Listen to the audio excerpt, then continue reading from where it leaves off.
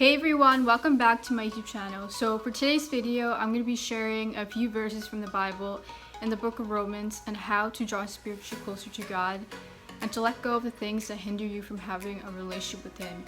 So in Romans chapter 8 verse 5, it says this: "Those who live according to the flesh have their mind set on what the flesh desires. But those who live in accordance with the Spirit have their mind set on what the Spirit desires." So as humans, God created us from the dust of the earth. So our natural tendencies and thoughts as human beings is that we limit ourselves to satisfying our fleshly desires with the things of this world. So that is why God offers us His Holy Spirit, so that when we are constantly seeking out God and focus on His love for us and how we can serve Him, then our fleshly desires do not become a priority in our lives.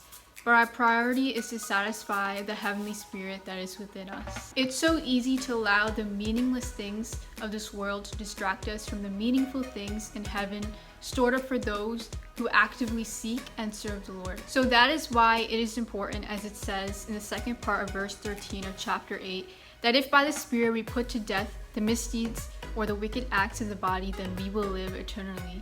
That is our goal, because the things that this world has to offer is far less than the things that eternity has to offer us. So that is why it is important that we listen to what the Spirit of God desires from us. So when we move on to verse 14 to 17, it says, "For those who are led by the Spirit of God are the children of God. The Spirit you received does not make you slaves so that you live in fear again. Rather, the Spirit you received brought about your adoption to sonship. And by Him we cry, Abba, Father. The Spirit Himself testifies with our spirit that we are God's children. Now, if we are children, then we are heirs, heirs of God and co-heirs with Christ, if indeed we share in His sufferings, in order that we may also share in His glory." So once you have the Spirit of God within you, you are no longer slaves to the sin that had once been difficult to overcome, and you no longer live in fear because of the one who lives inside of you, since we are now considered to be sons and daughters of the Most Holy God and co-heirs with Christ.